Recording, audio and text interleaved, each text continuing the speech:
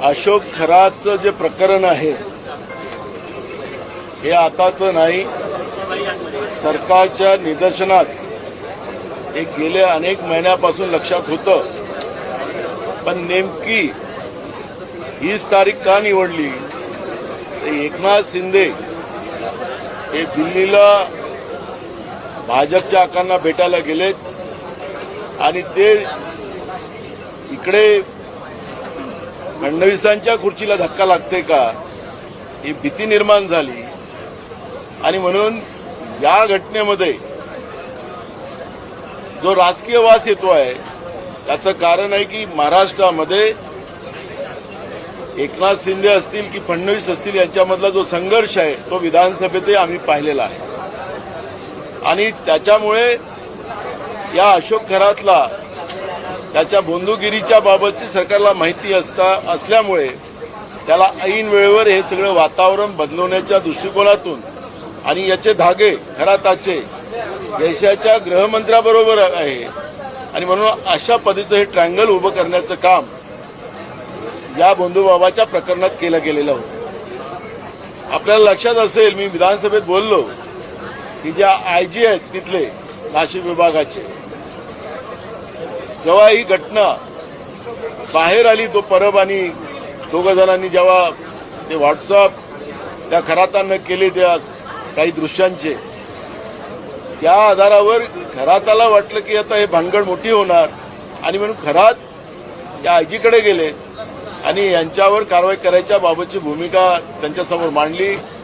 2 कोटीचा सौदा झाला आणि 2 कोटीचा सौदा झाल्यानंतर पण इकडे राजकीय खुर्चीची ओढताळ झाली आणि मग इथून जे आदेश गेलेत आणि त्या आधारावर खरातावर गुन्हा दाखल झाला.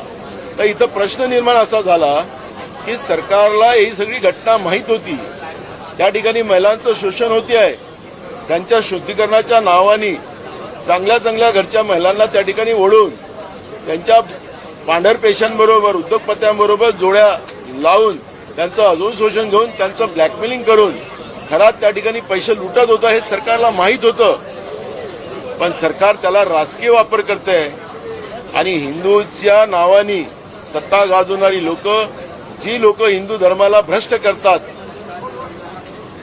त्या भ्रष्ट करणाऱ्या लोकांना पाठीशी घालून जेव्हा त्याची गरज संपली त्यावेळेस त्याच्यावर या पद्धतीचा कार्यक्रम लावायचा आणि तिथपर्यंत महिलांचं शोषण होऊ द्यायचं, या पद्धतीच्या घटना या निमित्तानं लक्षात आलेल्या आहेत.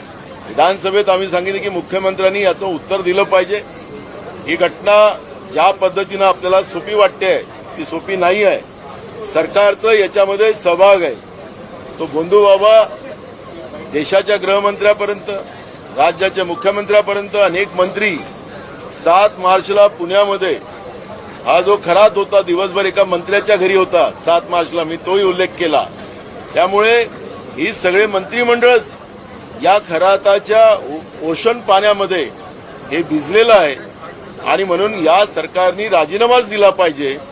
महाराष्ट्राची बदनामी करणाऱ्या या मंत्रिमंडळालाच फडणवीस सरकारने राजीनामा द्यावा ही भूमिका आम्ही मांडलेली आहे. दुसरा महत्वाचा प्रश्न की हे नुसतं आपल्या महाराष्ट्रापुरतंच नाही, आता देशपातळीवर गेलं, जागतिक पातळीवर गेलं हे प्रकरण. मला इस्रायलमधून माझ्या एका मित्राचा फोन आला, फादरलँडमधून.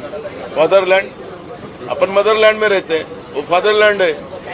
तिथून मला फोन आला की आता आमच्याकडे युद्ध चालू आहे, पण युद्धातही महाराष्ट्राची ही चर्चा, या बंधुभावाची, जे महिलांचं शोषण, मुलींचं शोषण, विधवांचं शोषण, गरजवर महिलांचं शोषण करणाऱ्या बंधुबाबाची चर्चा इस्रायलमध्ये लढाई सुरू असताना सुद्धा त्या ठिकाणी चर्चा होते आहे. म्हणजे आपण जागतिक पातळीवर महाराष्ट्राची बदनामी या प्रकरणामुळे झालेली आहे आणि म्हणून मुख्यमंत्र्यांनी जे काल निवेदन केलं त्या निवेदनाने नाही चालणार, जी वास्तविकता या राज्याच्या समोर मांडावी आणि अशी बंधुबाबा जे आहेत महाराष्ट्रामध्ये जे हिंदू धर्माला भ्रष्ट करतात त्यांच्यावर कारवाई करावी ही भूमिका आमची आहे. याच प्रकरणी 2018 साली साधारणतः फडणवीसांचं सरकार असताना याच बंधुबाबांच्या ईशान्येश्वर पुण्याला 1.5 कोटींची तरतूद GRच्या माध्यमातून करण्यात आली, ती विविध कामांची. मी तो GR विधानसभेत दाखवलेला आहे. 2017 मध्ये रावल हे त्या विभागाचे मंत्री होते आणि त्यांच्याच मंत्रालयातून त्यावेळेस जे GR आहेत त्याला खूप तीर्थस्थळाला त्यांनी पैसे दिलेले आहेत. त्याच्यामध्ये 11व्या क्रमांकावर या गोंधूबाबा अशोक खराच्या देवस्थानाला 1.5 कोटी रुपये त्या ठिकाणी दिलेले आहेत. आणि त्याच्यामुळे हे जे आहे तिथं नळ योजना झाली, त्याच्यानंतर तिथं पाईपलाईन झाली, रस्ते झाले, त्याला 1.5 कोटी रुपयामध्ये मग त्याच्यामध्ये त्याला गट्टू लावून दिले, सगळं सौंदर्यीकरणाचं काम झालं त्याच्या आश्रमाचं. पण हा पापी खरात याचं सगळं पाप चालत असताना सरकार काय शांत बसलेले होतं आणि महिलांचं शोषण होऊ देण्याचं काम सरकारने केलेलं आहे, असं हे चित्र आपल्याला पाहायला मिळतं. साधारणतः तुम्ही ज्या प्रकारे म्हणाल की महिलांचं शोषण या सगळ्यामध्ये होताना पाहिलं होतं, मग सरकार याला पाठीशी घालते का आणि आता जर सोयीनं कारवाई ही होते का? सोयीनी कारवाईच मी सांगितलं की ही सोयीनं कारवाई झालेली आहे. मी माझं स्वतःचं उदाहरण दिलं. मी विधानसभा अध्यक्ष असताना मी पेडिक्युअर करायला मी सांगितलं, मला ते आमचे सुरक्षा लोक असतात त्यांना, ते मला वर्लीला घेऊन गेले. पण त्याला जाण्याच्या पहिले त्यांनी तिथल्या लोकल पोलिसांना कळवलं की इथं साहेब येतात आहेत आणि तिथं काय चुकीचे कामं होतात काय. त्यामुळे मी जेव्हा तिथं पोहोचलो तिथं पोलीस होती, मी आमच्या सिक्युरिटीला विचारलं, सिक्युरिटीने मला सांगितलं की की आम्ही पहिलेच पोलीस पाठवून इथे सगळी तपास आम्ही केला. मग राज्याचे मुख्यमंत्री, देशाचे गृहमंत्री, राज्याचे मंत्रिमंडळातले लोक या अशोक खराच्या नाशिकच्या जो बनवलेला मोठा ऑफिस आहे इथे हे जायचे, त्याच्या आश्रमात जायचे. तर police commissioner Nashik, IG Nashik या सगळ्या मोठे लोक तिथं मुख्यमंत्री, देशाचे गृहमंत्री तिथं जात असताना यांनी माहिती का देऊ नये, यांना माहिती दिली असेल तरी हे लोक गेलेत. या पद्धतीची माहिती आम्हाला पुढे आणून द्यावी, ही मागणी आम्ही या ठिकाणी केलेली आहे. तर हे प्रकरण आपण चालू आहे, काही पत्रकार जे व्हिडिओ टाकतात किंवा काही प्रकरणे बाहेर काढतात, काही लोक त्या पत्रकारांना सुद्धा धमकी देतात. कसं काँग्रेस पक्ष म्हणून तुमची काय भूमिका असणार आहे पत्रकारांच्या बाबतीत? हे बघा, महाराष्ट्रामध्येच नव्हे तर देशामध्ये ज्या चौथा स्तंभाला ज्या पद्धतीनं दाबण्याचं काम, जो आमच्या मर्जीनं काम करणार नाही, आम्ही सांगू ते केलं जाणार नाही, तर तो आमचा दुश्मन आणि त्याच्यावर कारवाई केली जाणार, अशा पद्धतीची परिस्थिती आहे. मग तुम्हीच पत्रकार नाही तर महाराष्ट्राच्या विधिमंडळामध्ये हे 3 सरकार जे आहे त्रिकुटांचं, या सरकारमध्ये आपल्याला पाहायला मिळतं की एकनाथ शिंदे हे BJPचं ऐकत नाही म्हणून त्यांच्या मंत्रिमंडळाच्या लोकांना पैसे द्यायचे नाही. आणि परवा तर आपण साताऱ्यामध्ये घटना पाहिलीच, त्यांच्या मंत्र्यालाच बदलवलं, मारलं, हाताची अंगठी तुटली आणि ते पोलिसांच्या माध्यमातून मारवलं. म्हणजे आमच्याशी खाजवलात, तुम्ही मंत्री असा, उपमुख्यमंत्री असा, तुम्हाला आम्ही ठोकू, अशा पद्धतीची परिस्थिती, तानाशा व्यवस्था आज महाराष्ट्रामध्ये निघालेली आहे. त्यामुळे पत्रकारच नाही तर राज्यातल्या मंत्रिमंडळातले लोक सुद्धा आज सुरक्षित नाही, असं चित्र आपण पाहतोय. नाना, आपसे पहले बीजेपी अशोक खरा जिवंत राहायला पाहिजे अशी व्यवस्था करा. मी आज ती भूमिका मांडली की आपल्याला बदलापूरची घटना माहिती आहे. अक्षय शिंदेला ज्या पद्धतीने एन्काउंटर केलं आणि त्या शाळेतल्या संचालक मंडळाला वाचवण्याचा जो प्रयत्न झाला, त्याच्यानंतर सुमोटो हायकोर्टाने हे प्रकरण ताब्यात घेतलं आणि पोलिसांचं बिना पाण्यानं त्यांची हजामत केली, ही सुद्धा आपण विसरलेलो नाही. त्याचप्रमाणे अशोक खरातची फाईल तयार झाल्यानंतर, एफस्टीन फाईल तयार झाल्यानंतर महाराष्ट्रातली ही अशोक खरातची, त्याच्यानंतर अशोक खरात जिवंत राहील की नाही राहील शंका आमच्या मनात आहे. आणि म्हणून ते मी बोलून विधानसभेत दाखवलेलं आहे. आणि म्हणून पहिलेच, कारण की अक्षय शिंदेचं प्रकरण मला माहिती आहे, माझं चुकून मी अक्षय शिंदेच्या जागी मी अक्षय शिंदे आणि मग एकदम एकनाथ आलेला होता, मी त्याला म्हटलं की मी एकनाथ नाही त्याचंही, तर त्याच्यामुळे मी तिथं थांबलो. ते शिंदे म्हटलं तर एकदम येऊन गेलं मला, कारण गेम राजकीय चालू आहे. त्यामुळे मला ते भीती आहे की या अशोक खराचं सुद्धा अक्षय शिंदे होईल का, आणि म्हणून हे झालं नाही पाहिजे, त्याची भूमिका आम्ही मांडली. संबंधित जे ट्रस्ट आहेत त्या सर्व ट्रस्टींची आता चौकशी होणार. ट्रस्टीची तर झालीच पाहिजे. मी त्या दिवशी बोललो, आजही बोलतो, ते एकट्याच चाकण ज्या मॅडम होत्या त्यांनाच राजीनामा द्यावा लागला. जे मंत्री, जे मुख्यमंत्री, जे देशाचे गृहमंत्री या खराचे जे लोक सोबतीला होते आणि त्या ओशन पाण्याचा स्वाद यांनी घेतलेला आहे, तर मग यांचे राजीनामे का नाही? ती महिला आहे म्हणून तिचा राजीनामा. आणि मग हे काय, हे कशासाठी जात होते तिथे? दिसतं ओशन पाणी प्यायला जात होते. आणि म्हणून यांनी राजीनामे दिले पाहिजेत, ही मागणी आमची आहे. आजच बिल आलं महिला सुरक्षेचं पुन्हा. ते एकीकडे महिला सुरक्षा सांगायचं आणि महिलालाच बळी चढवायचं चाकणकर मॅडमच्या माध्यमातून. त्यामुळे माझा मुद्दा आहे की ते चाकणकर मॅडमचं मी काही समर्थन करत नाही, पण जे लोक त्याच्यामध्ये आहेत, जे लोक त्या ओशन पाणी पित होते, त्या ओशन पाणी पिणाऱ्या मंत्रिमंडळातल्या लोकांचाही राजीनामा झाला पाहिजे, ही भूमिका आमची आहे. संतोष देशमुख केसमध्ये एवढा वेळ झालेला आहे. आता जो आरोपी फरार आला आहे त्याच्यावरती बक्षीस लावण्यात आलेलं आहे, त्याला वॉन्टेड घोषित करून. हो, एक बघा, हे सगळे नौटंकी चाललेली आहे. महाराष्ट्रामध्ये Maratha versus OBC, Banjara versus आदिवासी, गोवारी वर्सेस आदिवासी, ही महाराष्ट्रामधली आता एक नवीन परंपरा राज्य सरकारने आणलेली आहे. फडणवीसाचं सरकार महाराष्ट्रात आल्यापासून जाती जातीमध्ये, धर्माधर्मामध्ये वाद महाराष्ट्रामध्ये पाहायला मिळत आहे. त्यामुळे संतोष देशमुखाचं प्रकरण हे फक्त राजकीय दृष्टिकोनातून जिवंत ठेवायचं आणि त्याच्यावर राजकीय पोळ्या शेकायच्या. त्याला काय जमिनीमध्ये गडलाय तो आरोपी, का जगाच्या पाठीवर कुठे असेल? तर महाराष्ट्राचं पोलीस एवढं कमजोर झालं का, हा प्रश्न या ठिकाणी निर्माण होतो. आणि त्या मंत्र्याला, त्या गृहमंत्रालयाचे मंत्री जे आहेत ते स्वतः फडणवीस आहेत, ते कमजोर झालेत का? हे सगळे प्रश्न या निमित्तानं निर्माण होतात. नाना, विपक्ष के कई नेताओं का ये कहना है कि अशोक खरात मामले में कई बड़े नामों को बचाने के लिए उसका एनकाउंटर किया जा सकता है. आपकी पार्टी के नेताओं ने भी लाइन बात कही है. मैं विधानसभा में वही बात को रखा हूं, अभी रख के आया हूं. बदलापुर में वहां पे लड़कियों का शोषण किया जाता था, स्कूल में बच्चे पढ़ने वालों का, और वहां पर जब ये प्रकरण सामने आया, वहां पे काम करने वाला जो अक्षय सिंधे नाम का आदमी था, वो हैंडीकैप था, उसको ये सब पता था. और जब उसको ही आरोप लगाकर, उसके ऊपर ही आरोप लगाकर पुलिस को कब्जे में लेने लगा और उन लोगों को बचाने के लिए अक्षय सिंधे को इनकाउंटर किया. सुप्रीम हाई कोर्ट ने उसके ऊपर महाराष्ट्र की पुलिस को बहुत लताड़ा.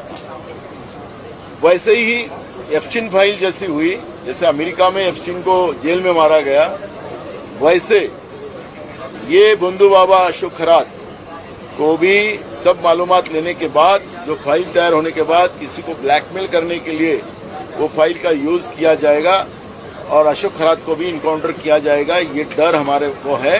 और इसलिए मुख्यमंत्री ने जवाब देते समय में अशोक खरात के जो भी है उसको कानूनन कार्रवाई होना चाहिए. और इस तरह से पूरे जो प्रूफ है वो नष्ट करने का काम अगर सरकार की तरफ से होगा तो महाराष्ट्र की जनता, देश की जनता इनको माफ नहीं करेगी. ईरान अमेरिका युद्ध को देखते हुए केंद्र सरकार ने ऑल पार्टी मीटिंग बुलाई है. मोदी साहब पहले ही कह चुके हैं कि कोरोना जैसे संकट को झेलने के लिए तैयार सभी को रहना चाहिए. देश की सरकार और राज्यों की सरकार कहती है कि हमारे पास गैस की कोई कमी नहीं है, हमारे पास पेट्रोल की कमी नहीं है, हमारे पास डीजल की कमी नहीं है, हमारा देश सुरक्षित है. ये केंद्र सरकार भी कहती है और राज्य की सरकार भी कहती है. अब मोदी जी को क्या हो गया? कौन सा आश्चर्य हुआ? कौन सा चमत्कार हुआ? फादरलैंड में बर्बादी हो रही है तो मदरलैंड में भी बर्बादी होने का अब उनको अंदाजा है. तो इसलिए देश के प्रधानमंत्री, जब युद्ध शुरू हुआ था, जो आखाती देश है अमेरिका है, ये हमारे लिए जो आखाती देश है, हमारे लिए ईरान हमारे लिए सबसे महत्व का था. हमें कम रेट में डीजल गैस सब मिलता था, लेकिन उसी से दुश्मनी लेने का काम केंद्र की सरकार ने किया है.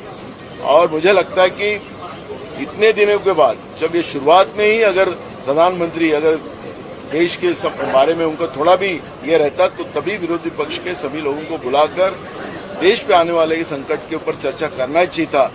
लेकिन प्रधानमंत्री को अब समझ में आ गया कि अब देश संकट में आया है, तो अब अपोजिशन को साथ में लेके अपनी इज्जत बचाए, ये वो कोशिश कर रहे हैं. नाना, एक सवाल मेरा दिल्ली कांग्रेस ऑफिस को लेकर है. 24 अक्टूबर रोड को खाली करने का नोटिस केंद्र सरकार ने दिया है, यूथ कांग्रेस को भी नोटिस थमाया गया है.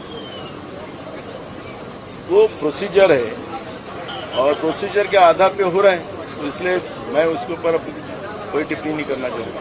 नाही, भाजपच्या काही सदस्यांचं म्हणणं असं आहे, भाजपच्या काही सदस्यांचं असं म्हणणं आहे, अशोक खरात प्रकरणामुळे हिंदू धर्माला बदनाम करण्याचं काम काही मंडळी करतात. हो, तो अशोक खरात आमच्या संबंधात नव्हता, ह्या भाजपवाल्यांच्या संबंधात होता. यांचा आका अमित शहा त्यांच्या संपर्कात होता.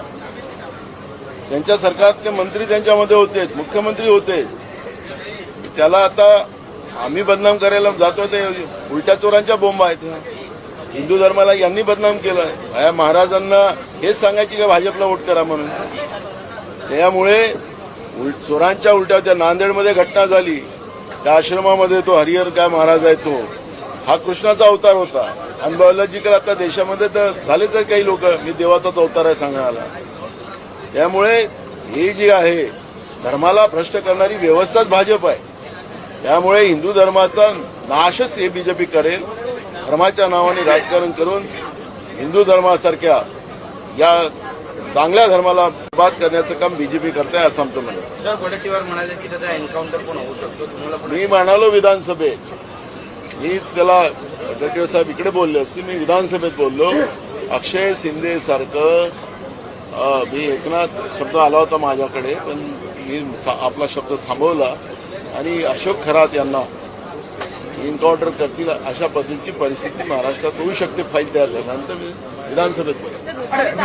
नवीन विषय पुढे येतोय की रुपाली चाकणकर या सेक्स रॅकेटमध्ये सुद्धा पुढे होत्या असा एक विषय आहे आणि त्यानंतर या दिवसांना झिरो बट्टा सन्नाटा, काहीच नाही. घोषणा सरकार आपलं आम्ही किती चांगलं आहे हे दाखवण्याचा प्रयत्न करणार. शेतकरी वाऱ्यावर, बेरोजगार वाऱ्यावर, महागाईवर कंट्रोल नाही, कायदा सुव्यवस्थेवरचा कंट्रोल नाही.